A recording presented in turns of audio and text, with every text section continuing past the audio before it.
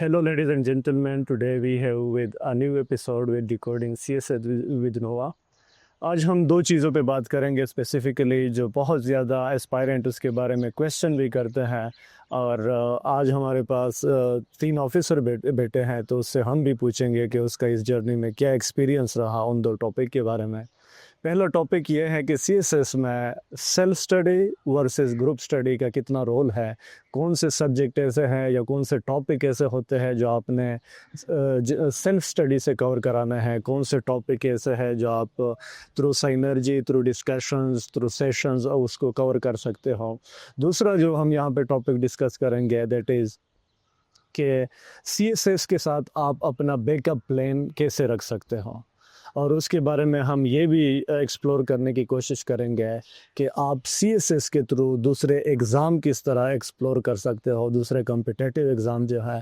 तो CSS is one of the जिसको हम जाइंट कहते हैं, जिसका ताल्लुक बाकी तमाम एग्ज़ाम से इन वन वे और अनदर है। तो हम पहले मैं शुरू करता हूँ मिस्टर शहरयार से और आप द सेम क्वेश्चन कि जब हम इंडिविजुअल स्टडी और कलेक्टिव स्टडी को देखते हो तो आप क्या प्रेफर करते हो कि एक एक्सपायरेंट जब नया आता है, इस फेज़ को शुरू करता है, तो कौन से टॉपिक्स या कौन से सब्जेक्ट उसको इंडिविजुअल स्टडी से कवर कराने चाहिए और कहाँ पे उसको ग्रुप स्टडी की ज़रूरत पड़ती है? सर लाल, मेरे जो राय है वो ये है कि it's a structured preparation and requires an amalgam of both individual and group study. But the start has to be very individualistic. I think too many cooks spoil the broth के मानंद है कि अगर स्टार्ट में आपने इतनी voices ले लो, इसमें कुछ नेगेटिविटी भी होती है, पॉजिटिविटी भी होती है, तो it crowds out your own opinion, your own way of doing things and thinking and your own strengths and weaknesses. सबसे पहले तो इंडिविजुअली आपने खुद मतलब कि असेसमेंट करनी है, सिलेबस देखना है, अपने सब्जेक्ट सेलेक्ट करने हैं। And once you do that, आपकी एक विजन बन जाती है। यू अंडरस्टैंड कि हर सब्जेक्ट में यू हैव सर्टन स्ट्रेंथ्स, आपकी शायद मेमोराइजेशन अच्छी हो, maybe your referencing is through the roof, the critical analysis could be optimum. However, only once you understand your strengths can you then move towards group study, because at that point when you have a seat on that table in that group study session, आपको पता है आप क्या contribute कर सकते हो और आप दूसरों से क्या सीख सकते हो। In another video you mentioned कि किससे आप लोगों की गलतियों से सीखते थे। That could only happen once you understood कि आपकी अपनी क्या गलती, वो additive effort जो compound करती है वो तभी हो सकती है जब आप अपनी strengths और अपनी weaknesses के ऊपर एक control ले आओ। तो I think initially individual होना चाहिए, and as you have made significant strides into preparation, eventually for certain subjects in certain ways, especially for analysis for example, you can start having other people's contributions so that you can create a mixing pot or a melting pot or a mixing bowl for your intellect. Exactly. तो अब हम ज़रा की तरफ जाते हैं और उससे पूछते हैं कि जिस तरह शहरयार ने कहा कि पहले अपने वीक्स एंड स्ट्रेंथ को जो है इंडिविजुअली फाइंड करें, असेसमेंट करें, इवैल्यूएशन करें, फिर हमें चाहिए कि हम ग्रुप की तरफ जाएं। अब आपसे क्वेश्चन सेम है with a little bit of variation कि जब हम अपने लिए एक ग्रुप देखते हैं, ग्रुप तलाश करते हैं, तो उसके आपके जहन में सीएसएस के हवाले से है वो ग्रुप के क्या कैरेक्टरिस्टिक होने चाहिए, उसके पॉजिटिव क्या होने चाहिए कि आपको इनकरेज करें। और अगर आपने इस तरह कोई ग्रुप ज्वाइन किया हो लाइब्रेरी में या दूसरी जगह पे, तो आपका क्या एक्सपीरियंस रहा उसका? I totally agree with what Sharyar has said कि आप इन दोनों चीज़ों को इकट्ठे लेके चलना is going to be much better for you.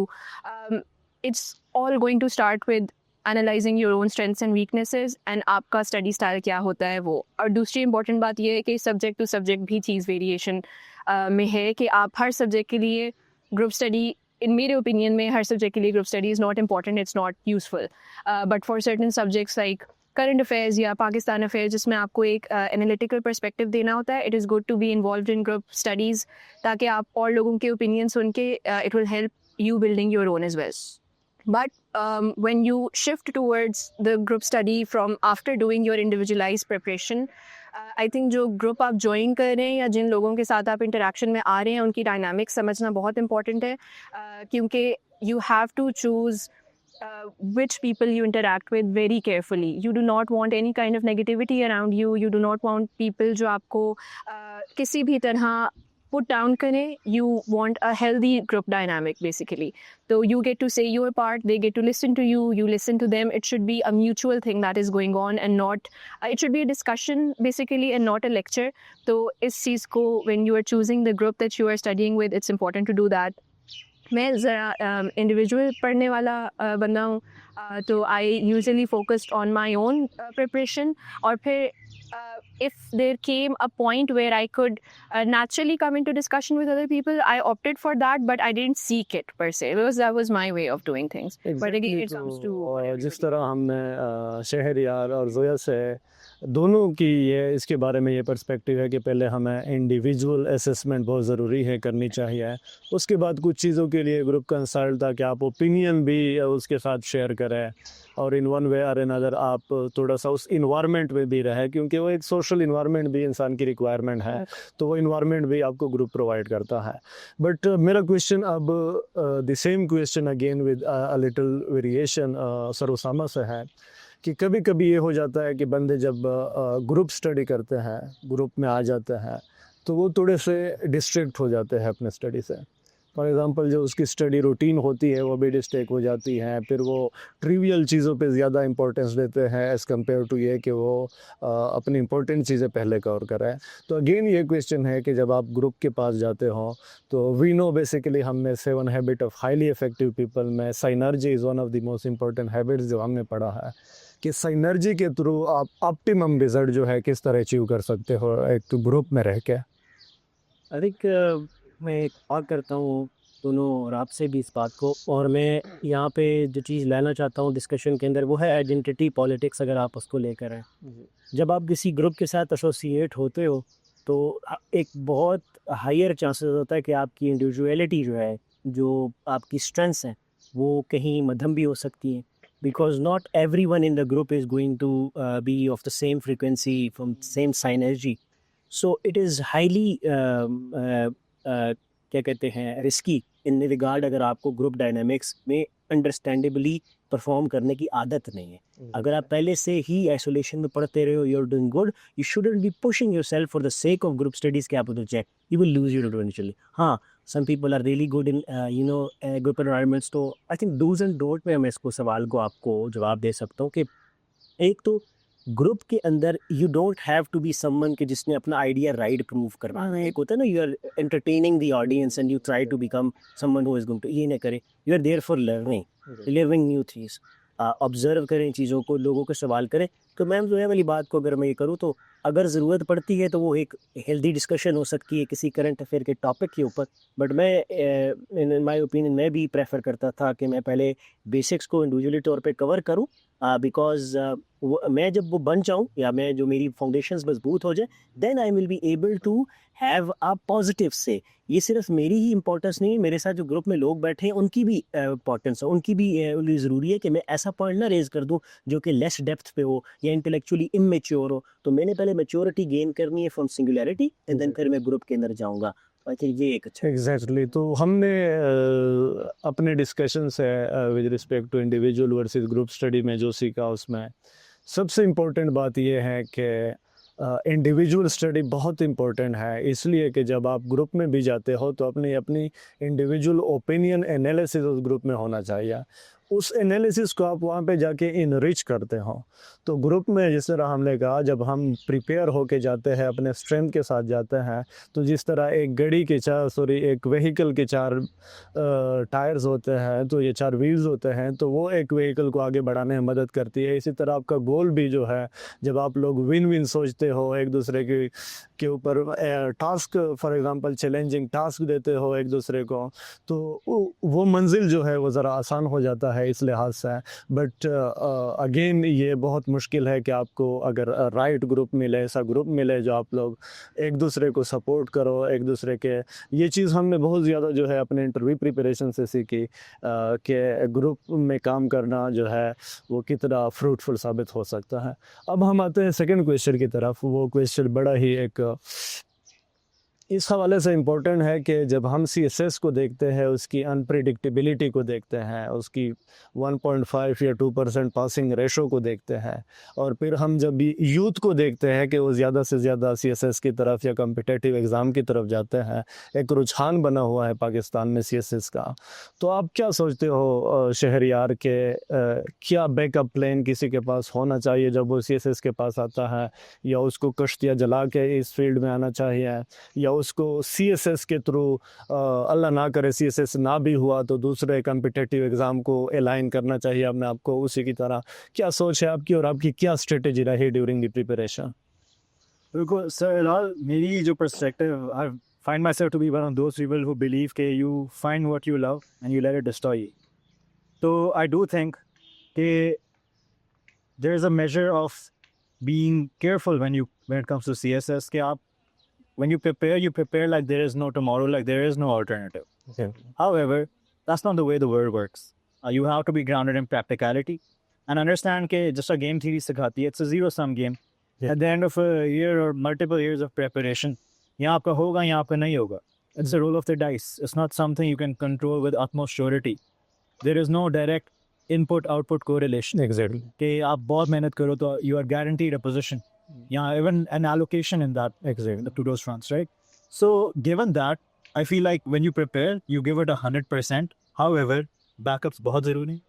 I think you need to consider everything from your degree to your successive education to your specific preparation for CSS with a view के अच्छा what if contingency क्या है आपकी, कि there's multiple approaches about it.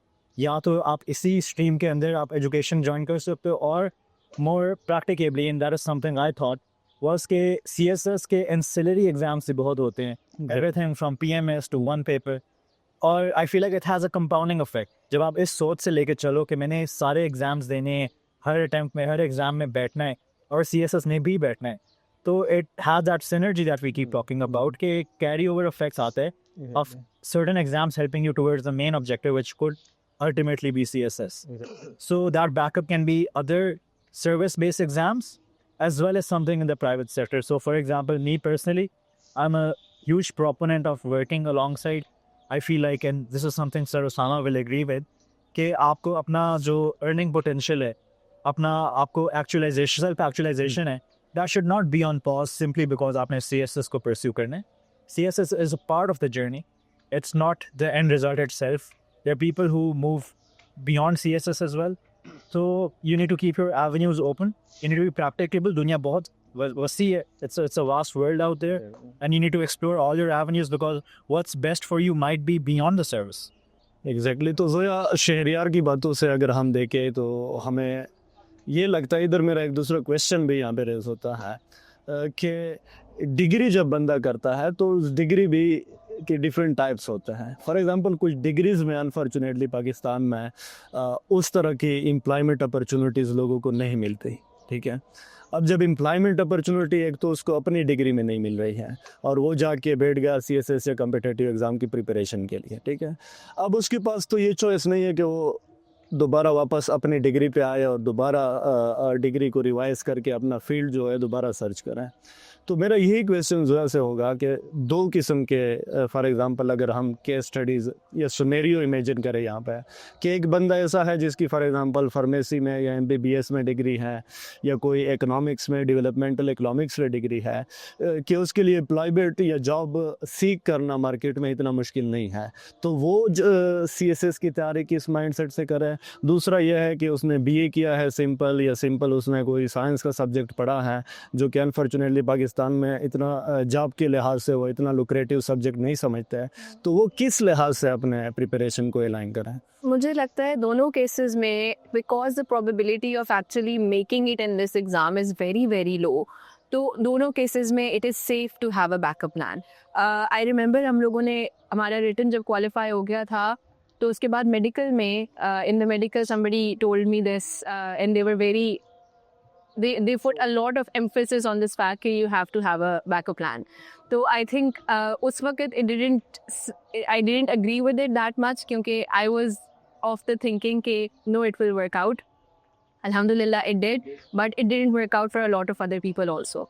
तो in both cases, even अगर आपकी पास degree सिर्फ एकेडेमिया बेस्ड है, प्रोफेशनल डिग्री नहीं है, उस केस में भी और प्रोफेशनल डिग्री होल्डर्स के लिए भी I think it's very important to have a backup plan.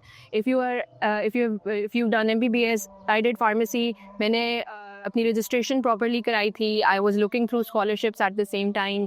I was looking for the exams of other countries. जो मेरा बैकअप प्लान यही था कि फिर पाकिस्तान का भी और दूसरे कंट्रीज़ का भी I can give the licensing exam, and that was my backup plan. I wasn't into it wholeheartedly, obviously, though I think I would agree with Shreya कि अपना आपने तैयारी ऐसे करनी है जैसे आपके पास बैकअप प्लान नहीं है, but it is safe to have one and you need one because if in case खुदा ना खास्ता you don't make it, you wouldn't have put all your eggs in one basket. तो फिर आप reintegrate हो सकते हो सोसाइटी में as a you'll make yourself useful. Exactly तो आप दोनों की डिस्कशन से अगर एक ही कंक्लूजन निकाला जाए so that is the inevitability of backup plan कि आप कभी भी इवेड नहीं कर सकते, खुद को escape नहीं कर सकते बैकअप प्लान से because of the unpredictable nature of the exam.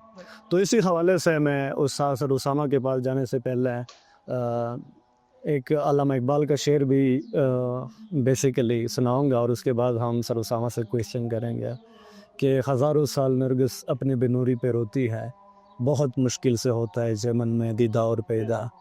तो उसामा साहब Before you move on, Hilal bhai, maybe इस पे I would like to add an expression कि burn your bridges but learn how to swim.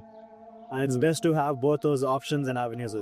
That's great that's great. अब उसामा साहब से जो question है वो मेरा यही है कि एज एन इंजीनियर जब उन्होंने इंजीनियरिंग की और उसने सोचा CSS के हवाले से, तो आपने क्या आपका क्या बैकअप प्लान था इसके हवाले से और दूसरा ये है कि आपके जहन में क्या CSS के अलावा और भी एग्ज़ाम थे या आप उसको कनेक्ट करना चाहते थे और भी एग्ज़ाम को CSS के थ्रू, आपकी क्या फीलिंग थी, आपके क्या एहसास थे जब आपने तैयारी शुरू की और आपने जब एक अचीवमेंट हासिल की तो आपकी क्या फीलिंग?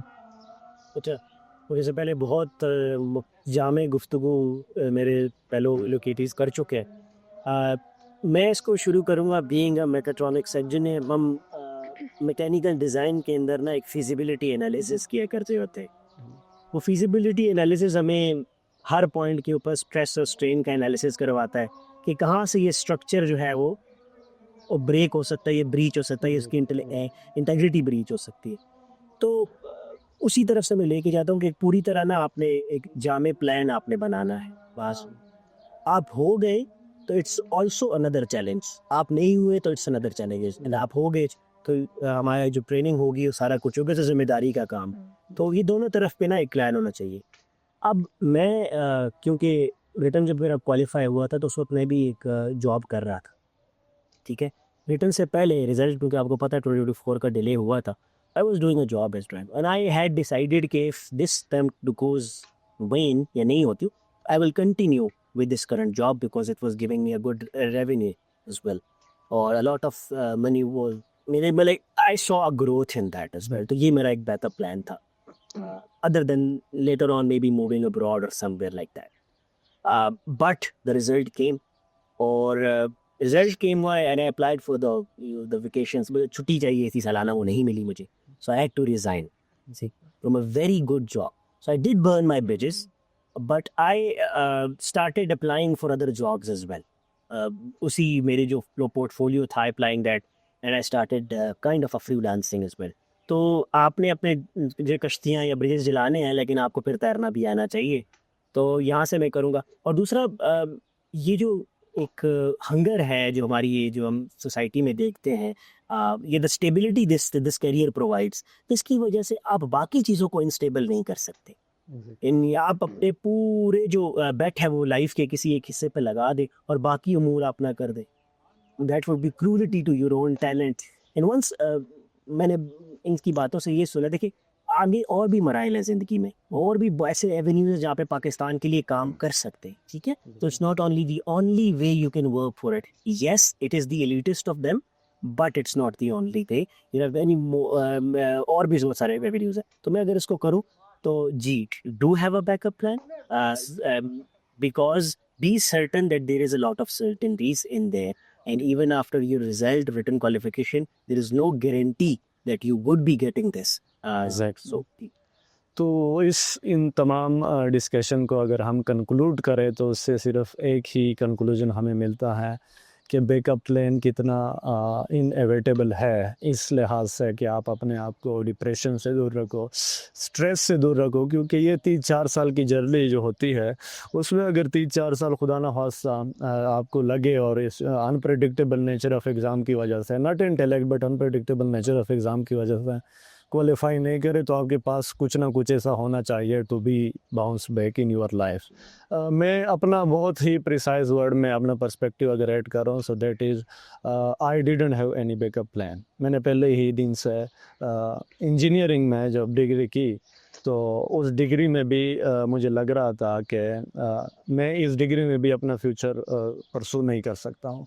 तो मैं जब इस फील्ड में आया I didn't have any backup plan, but उसके साथ साथ मेरा ये था कि मैंने तमाम एग्ज़ाम को CSS के साथ कनेक्ट किया था, दैट इज़ द PMS या 1 पेपर एग्ज़ाम।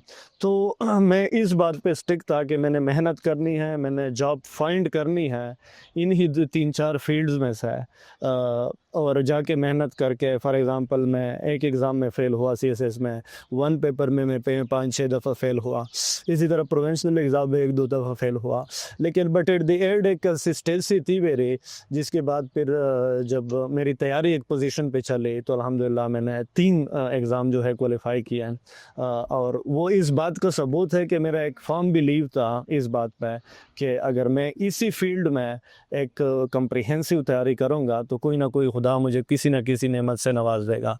तो मैं आपकी इजाज़त से एक ऐड करूँ तो बाकियों के लिए भी देखिए, आपका बैकअप प्लान बाकी एग्जाम्स थी, sir itself you also did a feasibility analysis कि मैं इतनी कॉम्प्रिहेंसिव तरीके से तैयारी को लेके चलूँगा कि मैं अगर इधर CSS में ना हुआ तो I must get allocated into PMS या प्रोविंशियल जनरल रिक्रूटमेंट के जो एग्जाम्स होते हैं, MOD हो गया या डिफरेंट FIA के एग्जाम, तो I think that was your backup. हाँ, बैकअप प्लान, और ये था कि मैं अपनी डिग्री से थोड़ा सा हट के उसको परसू करना चाहता था। तो बात एस्पायरेंट्स के लिए भी यही है कि आप लोग के पास 2 अप्रोचेज है, पहले से ही उसको आप लोग ज़रा कम्प्रिहेंसिवली देखें कि आप जब इस एग्ज़ाम में आते हो तो उससे एसोसिएटेड और भी बहुत से एग्ज़ाम है जिसको आप क्रैक कर सकते हो एट द टाइम। लेकिन अगर आप अपनी डिग्री के पास जाना चाहते हो, अपने उस प्रोफेशन को परसू करना चाहते हो, तो अपने बैकअप प्लान में वो भी रहा है। सो जुड़िए रहें, इंशाल्लाह फिर मिलेंगे। अल्लाह हाफ़िज़।